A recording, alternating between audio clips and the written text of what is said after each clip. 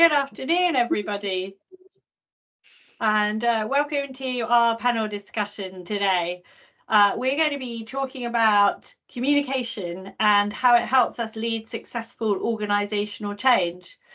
And we'll be looking at how it can bridge the gap between strategy and action.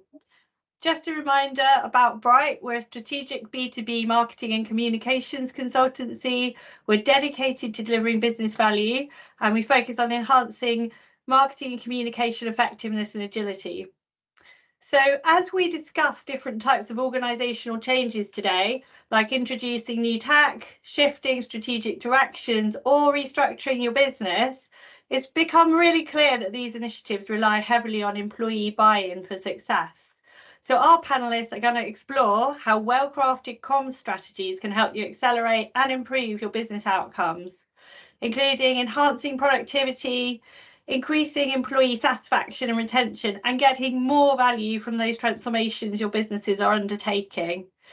We really want everyone to feel like they're part of this event, and we'd love to hear your questions. So please do feel free to share any questions you have in the chat. Also, if you want to share any experiences that you can relate to that we're discussing, please again share them with us. We'd love to hear from you. We'd like to make this as practical as possible. So before we get started and introduce the panelists, I wanted to ask you all to just put a little bit of thought into how effective you found change in your business. So if you can think about the last significant change project you and your business undertook, how would you rate the effectiveness of the communication involved? If you could pop a score from 1 to 5, 5 being the highest, into the chat, that would be really cool, and we can have a little look at that and talk about what that means. So now I'd like to introduce you to our speakers. So first of all, over to Nat. Hi everybody, I'm Natalie. I am communications and content strategist at Bright, and my background, I started working in communications about 14 years ago.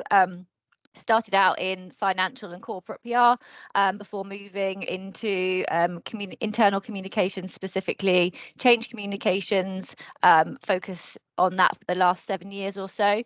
And I've worked with large global corporate clients like BCG, the Financial Times, Atkins, and BAE Systems. Thanks, Nat. We've also got Emma Sinden joining us as well from Talea. Emma, are you on? Can you introduce yourself? I am. Can you hear me okay? We can. Great. Okay. Yes. Hi, I'm Emma Sinden. I'm currently with a company called Taulia, part of SAP, running content and communications for them globally. And previous to that, I had a similar role with Salesforce. My background is a mix of comms and marketing, but I spent quite a long time working in change communications for a variety of different companies, sometimes intersecting with Natalie as well. So I've got quite a broad perspective on these things. Thanks very much. We're really looking forward to discussions. So before we get started, I thought I'd just share some of the statistics around this area just to help kind of set the scene. So, you know, these are quite big numbers, and I don't know what everyone else thinks, but I'm sure we've all experienced some of these. So 70% of change initiatives are destined to fail, which I find really interesting. And 28% of employees resist change due to like more of a top-down communication approach, which is often taken, and it can make them feel quite anxious, and even go so far as to say that it makes them angry. So that's quite evocative. And then the highest cause of resistance at 41% is mistrust in the organisation. So, you know, there's some really like interesting stats in there, and obviously some issues which could cause big barriers to change. So with those in mind, let's chat to Nat and Emma and see what advice they can give us, and hopefully we can get some good advice on how we can overcome some of those challenges. So if we start with the basics, what exactly is change communications and why is it so critical? So I'm going to ask Emma first. Well, so change communications, I think a lot of people assume it is very similar to any other form of communication, but actually I'd say it's significantly different in that it's essentially there to drive changes in behaviour, and normally changes in behaviour that are required in a kind of a rapid schedule. It's a distinct set of communications with normally a beginning and an end, and it tends to be wrapped around projects that are major strategic projects. That could be a significant restructuring, an acquisition, a merger, launching into new territories, or a major technology change. Nat, anything you'd like to add? Yeah, just as you said, Emma, it's really kind of a subset of internal communications, but it is quite a unique area. As you said, very much about behavioural change, and how you move those the people that the change is happening to or happening around, through the process, allaying their fears, and helping them to kind of see like the end state or the light at the end of the tunnel. So it is quite distinctive to internal communications, and it's very much about it really helps in terms of what's the long-term goals for the business, and it really aligns to the success of the business in the longer term as well. Yeah, thank you. That's really good to understand the difference, I think, as well. And I guess as well, one of the things we often see is that the change comms can kind of get passed around a little bit. So if you guys are saying it is quite a distinctive skill set, you know, how do you kind of, why is it important to distinguish it as a separate field, do you think? I think because the outcome that you want is often quite different to the outcomes from the expectation for an internal communications program, which could be delivered by a distinct team itself, or it could be delivered by HR. And I think the importance of change communications is often not considered. I think people consider that normal communications is an outflow of information to ensure that people are up to date and informed. Change communications is driving change in behaviour, and without that change in behaviour, the entire change programme can't work. Yeah. Yep, I would agree with those points. I'd also say, as you know, the stats that you alluded to at the beginning, Zoe, change is quite challenging for most people. It becomes quite an emotional time for people. They are quite worried. They often kind of get caught up in the day-to-day around them. They struggle to see the sort of the long-term benefit. So you really need to be able to focus in on what those long-term benefits are and how it's actually going to help them long-term in their day-to-day role, as well as how it's going to improve things for the business. And I think as well with large internal change comms, particularly if you're thinking about a large-scale technology implementation, you might well be working with external technology providers, you might be working with business consultancy providers, plus the internal team, plus a communications expert. So, a lot of cross-functional working there is required. Lots of people from different organisations with their own unique ways of working. So I think the way that we've found to be able to navigate that is through agile ways of working, which is really important. It's something that we obviously we do a lot of at Bright. We work in sprints, so with very clear sprint goals. We have regular stand-ups, so everybody's coming to those stand-ups with their updates, any issues, risks that need to be raised, and working through them together. So the communication channels are really, really open, and you're in almost constant dialogue with those teams. So yeah, it is quite different to the traditional internal comms setup. I think I would also add that, change in itself, it could be any one of a number of things, and the approach needs to be quite distinct depending on what you're looking at. Sometimes the change can, at its heart, be a quite positive one, and it could be to do with an acquisition and the growth of a company, but equally it could be quite a negative one. So it could be around downsizing or restructuring. But no matter whether it's deemed positive or negative, it will create uncertainty, and the communication of what the change is about and how you're going to get there and what people can expect to see is really, really important to avoid speculation and to avoid kind of independent narratives developing on their own. So there's quite a lot there, you covered quite a lot of ground, like stakeholder management, cross-functional teams, ways of working, and just making sure that everyone's aligned. So I guess that leads to a question really for you both. What are the consequences if change communication isn't implemented properly? And can you kind of shed any light on the costs of failure of not kind of putting some thought into your change communication approach? I think what people fail to realise is that without communication, change can't happen. So the change communication piece is as important as any other piece. I'd argue more important than some. Change generally, for change to be successful, as I said, you are expecting people to change their behaviours. That could be that they are changing the way that they are working. It could be around that they're adopting a new technology. It could be around location. It could be any number of things. But that change can't happen unless people are aware of it and engaged in it.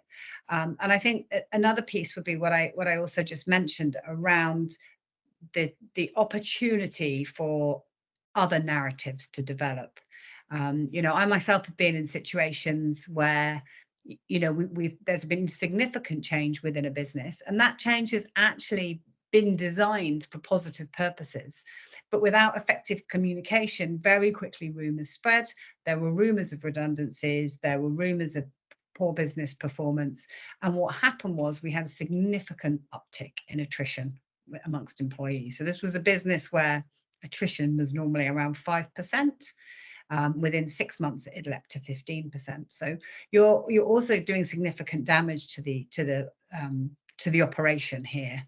And I think the other piece about this is that change these days happens all the time. So businesses are often going through cycles of change. If you don't effectively communicate, people switch off. And that is not only a damaging thing for the program that you might be adopting right now, but for whatever else is coming down the line. Because once employees have become disengaged, re-engaging them is really, really difficult.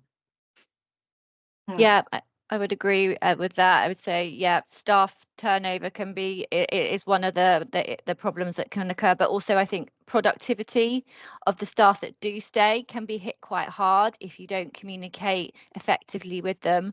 If it is a technology implementation and they're not using that technology in the right way, they're not getting the most out of it, then you've lost, often a very significant investment. That's one of the factors. But yeah, the people, if you can get people to understand the change, how it's going to help them in the long term, and then you will see your productivity continue or improve, and hopefully you avoid the thing that you really want to avoid, which is losing your good staff.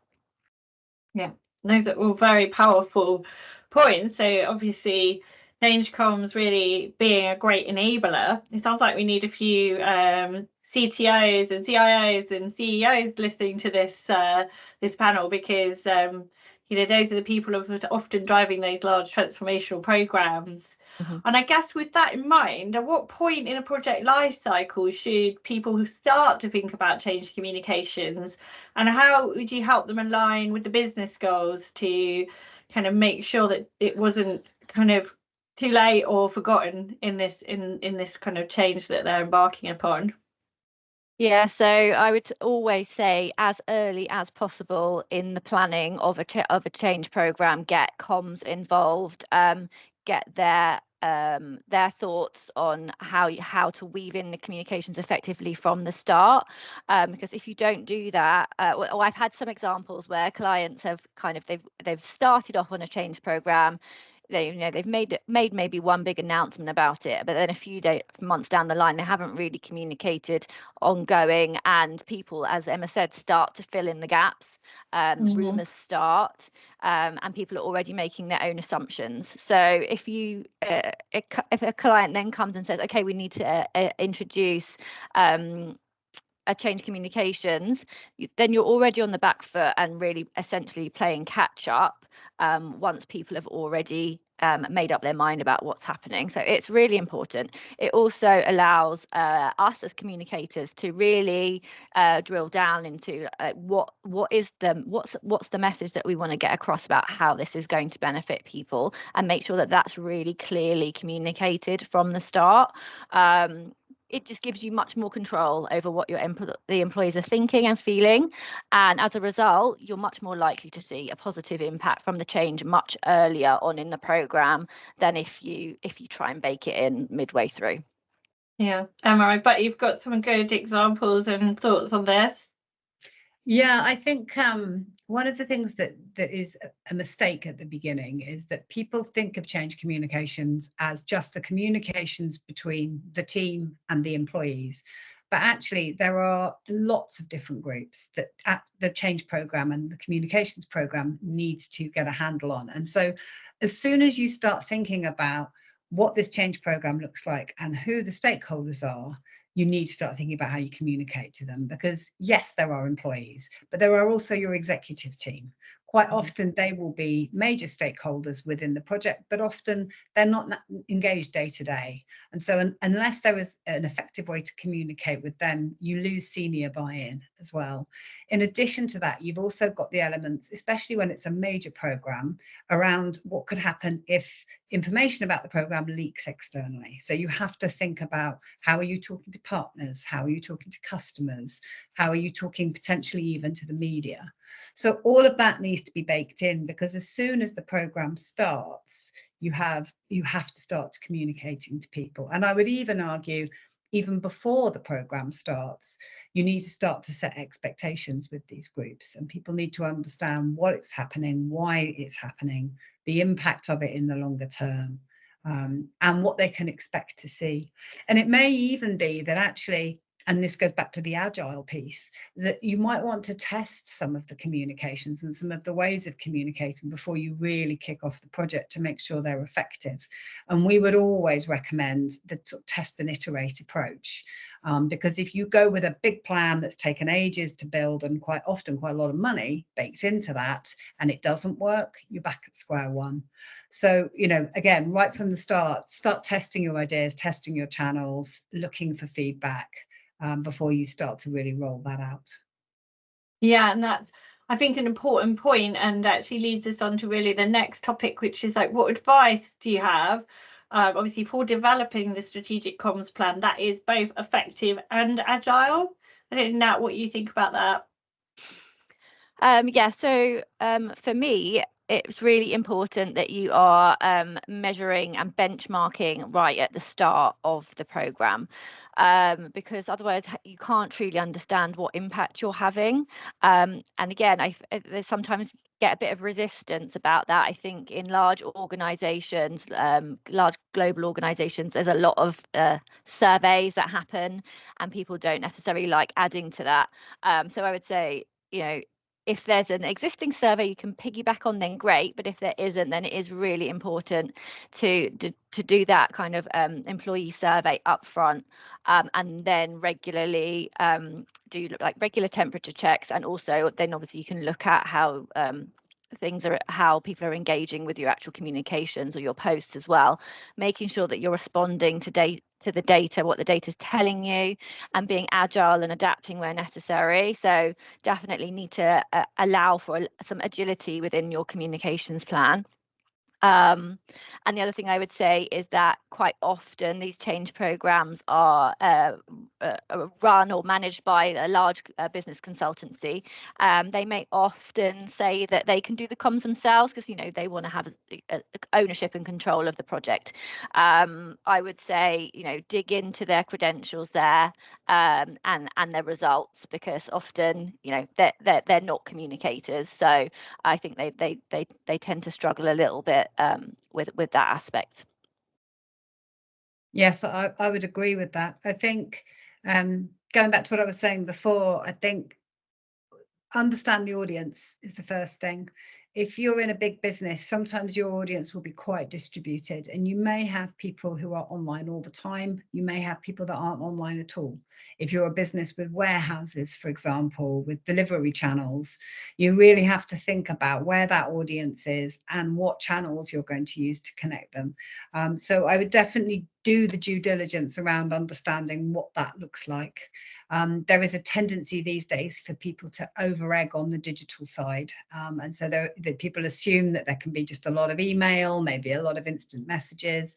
But actually, for a lot of businesses, that doesn't work. If you've got people on a factory floor, for example, that doesn't work. I think the other thing is get external perspectives. It's really important to look inside the business and understand what's working.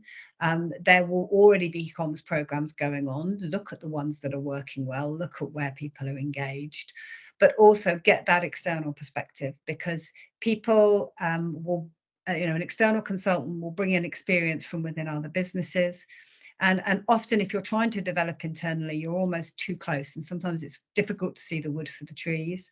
Also, there may be tools and techniques that you've never come across before that are working really effectively elsewhere. So I would definitely always do that. I think the third thing I would say goes back to my point about testing. I think it's really important that ideas that you have are tested before they're baked into any kind of plan. And there are lots of different ways to do that in kind of small, kind of confined programs. But that's a critical part to the development development process, I would say. Yeah, I think that's a really good point, Emma. I think that whole test and learn approach, in order to continually improve rather than kind of going big bet and then finding out that it's not the right or most effective channels or tactics, could be quite difficult, and obviously discrediting as well around your change comms. So I suppose with that in mind as well, just thinking about how you ensure your comms land with employees to drive the change needed. Have you got any thoughts on that? I think so. One point I've already touched on is that pace of change is really frequent. So bear in mind that this probably won't be the first change program that somebody has gone through. It won't be the first time they've heard the kind of drumbeat. So think about an audience that may be slightly disengaged already. And make sure that you are considering that for them it might be an amazing brand new thing for you, but for them it may just be seen as just another program. I think there is a big piece around channel. I think you have to go where the people are. Don't rely on the channels just because you think they're going to be effective. Think about where those people actually are. And that goes back to my point about the makeup of your workforce. If people are on a factory floor, then you can't over rely on email, for example. And one thing that we found that we used in a program that I ran was voice notes. And that sounds like a kind of almost slightly old school thing to do, but actually if you've got loads of delivery drivers out, people who really just have their mobile phone, then a voice note in a WhatsApp is a far more effective way than reaching them than asking them to log in and see something. I've mentioned again, don't over-index on the digital. Physical, it sounds old school, but it really is quite important. People need to see things when they're in the office, when they're in the environment. I think the last 2 points, one would be about piggybacking on existing meetings. Leverage opportunities where people are already coming together, but don't make the mistake of passing your message on to somebody else to pass on. Where possible, make sure that somebody from the comms team can turn up and actually deliver the message for you, because often that's where things fail. You're on an agenda, but you don't quite make it into the meeting when you give it to somebody else. And the last point is, and I think it's sort of a bit of a mantra, but remember you're accountable for people receiving the message, not just you sending the message. And those two things are very different things. And it's important to remember that. I guess one other thing would be about advocacy. And I know this is something that both Natalie and I have experienced, both, in a positive and a negative way. But find the advocates. There will be people within that business who are excited about that program, unless it's a redundancy program. Clearly, that's not going to be the case then. But there will be people who are excited about technology, excited about growth. Find them and use them to amplify your message. Also, you will tend to find that there are people within the business who are perennial agitators, shall we say, that, you know, we've all encountered them. Those people within the business who are likely to complain, who are likely to have a negative view on whatever's happening. It's important to know who those people are and to try and bring them on side early, because they in themselves become a change communication program of their own and not one that you can necessarily control. So I think it's really important that you work out both who your advocates are going to be and, if you can, who your detractors are going to be. Yeah, some great tips there. Nat, have you got some others to add? Yeah, I would definitely agree with Emma's point about not relying on other people. So I think I've seen it tried a few times in terms of cascading communication through other people, and you just, you know, most of the time that doesn't happen. So you end up with a massive vacuum. So I would agree with that, definitely. I think the big thing for me is I think organizations tend to talk about the benefits to the organization, but what individuals are interested in is how it's going to benefit them. So it's really about helping them see. I saw it framed worded quite nicely as like the lemonade effect. So like, when life gives you lemons, make lemonade. So it's like helping them see the light at the end of the tunnel. Yes, it's going to be a little bit challenging, but this is how it's going to look at the end, and the impact is going to be really a positive one in the long term. Agree with what Emma said about aligning with other change initiatives. There are a lot of change programs in these larger organizations, and often they kind of overlap and it gets a bit confusing for people. So where possible, align. Reduce top-down communications where possible. It's not always possible. You are going to probably have to send out a few emails, and that's, you know, but it should really be to reinforce what they already know, as opposed to making big announcements via email. I think timing is quite important, and here's where I think you can work really closely with the internal comms team, is to understand what else is happening within the organisation, what other big announcements or big meetings are happening, and plan your communications programs around it and try not to clash. You know, obviously every day is busy in an organisation, but, you know, find those quieter times when people are more likely to have time to open an email, attend a town hall, attend a workshop, whatever it might be. You know, you need to get to understand sort of when those times are within your organisations. Always try to use interactive two-way communications where possible. Obviously, global organisations, that is not always possible. Sometimes you have got to rely on, you know, on virtual meetings. We do it all day now anyway. So I would say face-to-face and virtual are kind of interchangeable now. Another thing that I think has really worked well in the past is try to be creative and almost think of what you're doing as a marketing campaign. So a good example of this was Boston Consulting Group. A couple of years ago, we worked on rolling out video conferencing for the first time. Previously, it was audio only, and we kind of branded that internally. It had its own, you know, logos. It's had its own strap line, and people were actually really excited by that change, and it really made it stand out against the noise. So if it's appropriate, see if you can think of it as almost as a marketing campaign. And yeah, taking a test and learn approach, as Emma said, it's really important. I think communications, we tend to struggle a little bit with measurement historically.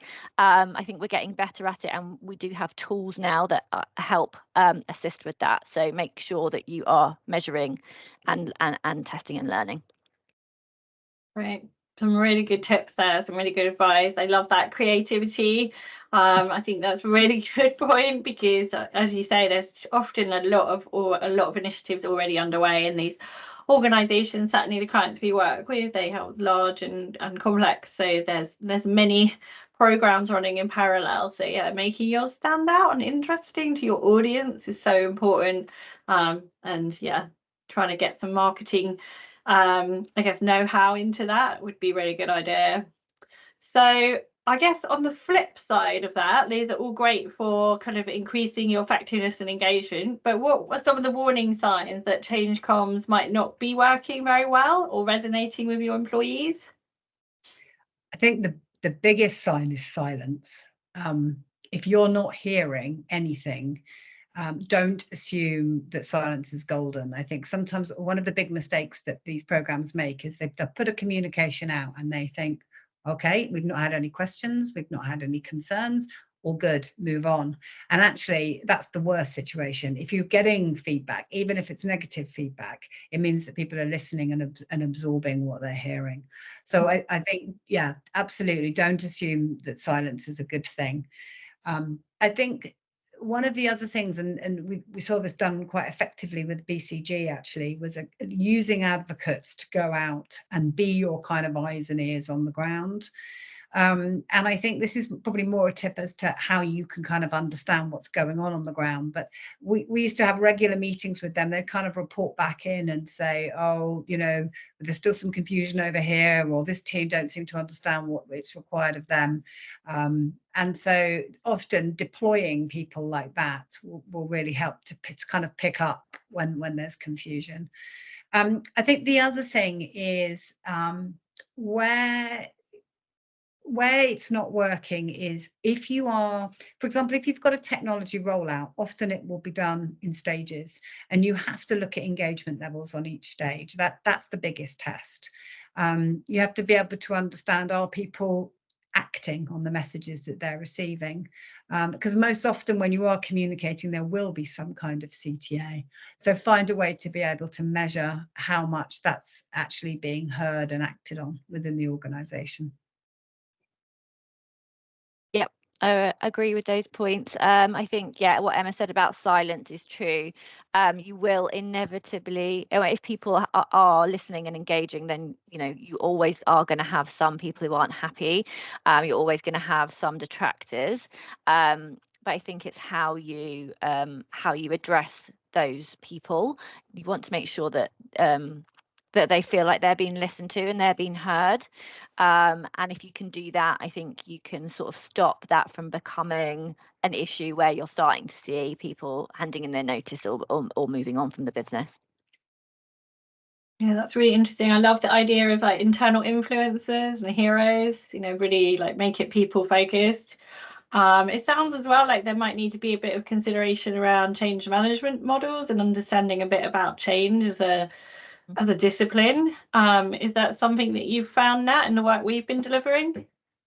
Yeah, I mean, as you probably, most people on this call will know, you know, the change curve, like it's almost like a grief curve. So people go through these different like emotions, and it's up to us to kind of lead them through it. It gives us a bit of insight because we know what the reaction is going to be to start with. It is often like, you know, scary and a bit of resistance. And then it's just how you move them through that, get them to accept that the change is happening, and then get them to move forward to actually adopting it. So, yeah. Great. So I suppose that leads us on to kind of measurement, and obviously being data driven is so important and demonstrating value. So how would you go about measuring the success, and what kind of strategies or techniques have you put into place? So Emma? yeah, as sorry, Nat, you go. Sorry. I was just going to say, yeah, as I said a few questions ago, benchmarking at the start is really important. And then doing, I would say, quarterly temperature checks. And then you can overlay that with, you know, existing like EMPS scores within the organisation are a good way to understand how communication is impacting how people are feeling about the organisation. And then obviously you can look at, you know, open rates on emails, response rates on your internal channels, and attendance rates to meetings, and pull all that together, and that should give you a good picture of how people are feeling about the change and what changes you might need to take to improve things. One of the things I think that was done quite successfully at BCG actually was around aligning activity with communication. So we could see that when we sent something out, there would be a spike. And so we were asking people to download a program, to test it, to set it up on their machines. That was the kind of first ask. We were then asking people with this particular technology to set up a call using it. So all of those things could be logged, and we could see what the activity was like after we'd sent communications, and that also helped us to understand how effective each piece of communication was being. So I think where you can, make sure that you are aligning those two things together so you can see cause and effect. I think the other thing is leverage focus groups, because the qualitative is as important as the quantitative. So you want to be listening to people who are on the shop floor as much as possible and understanding what their experience is and what they're hearing. Do those, you know, on a quarterly basis, as Nat says, and make sure that those people are representative of lots of different groups, both in terms of groups within the business, but also types of people. Because what you might find, for example, with the tech rollout, is that younger employees adopt to it really quickly. Older employees maybe take a bit longer. Employees that have been within the business might be more for a while, might be slightly more resistant to change. Newer people might be happier to adapt. So make sure all of those people are represented when you're doing your temperature checks. And I think the third thing would be, don't underestimate the importance of perception amongst the senior stakeholders, because actually their sense of whether a project is going well or not is really important. So make sure that you are engaging regularly with them and that they feel like progress is being made, and they can see the direction that you're traveling in, and don't naturally assume that when good things are happening, everybody knows about them. Nat, have you got any thoughts? Yep, I would agree that stakeholders are really important to keep them on side, keep them updated with what's happening. If they feel like things are going wrong or they feel like they are not being communicated to, then they, you know, these are quite senior people within organisations, budget holders. They, you know, if they don't want to invest further, then they can quite quickly, you know, pull the plug. So it's really important to keep engaging them. Yeah, it sounds like you've got to really think through your segmentation, as you've said, and maybe even have some power mapping as well with some of those really kind of influential people. So it would be really useful, I think, if we can talk through some examples of where effective communication has been a critical success factor. Nat, do you want to kick off? I can kick off. So I worked on this project actually with Emma as well. This was the Financial Times were relocating one of their technology divisions from London to Sofia. So obviously that was quite a worrying time for the people working within that organisation. So the objectives of the FT were twofold. They wanted to obviously move to Sofia, build up the team in Sofia, but they also wanted to try to retain as much of their tech talent, which we know is in sort of short supply, within the FT, and redeploy them to different areas of the division. You know, it wasn't always going to be possible to do that for every role, but they wanted to try and retain as much talent as possible. And by, you know, doing focus groups, doing a lot of face-to-face communication, they were able to successfully keep, I think, over 80% of the staff in London, which was seen as quite successful for them. So that was an example of, you know, how you can sort of reduce the staff churn, even during a very, very kind of worrying and disorientating time for people. It's a great example. I think there's a number of projects, Boston Consulting Group we were involved in, that you could use as an example, but the one that always comes to mind is the WebEx rollout. And I think ironically, it was almost too successful in that actually the technology itself wasn't quite able to deliver some of the things that were promised in the end.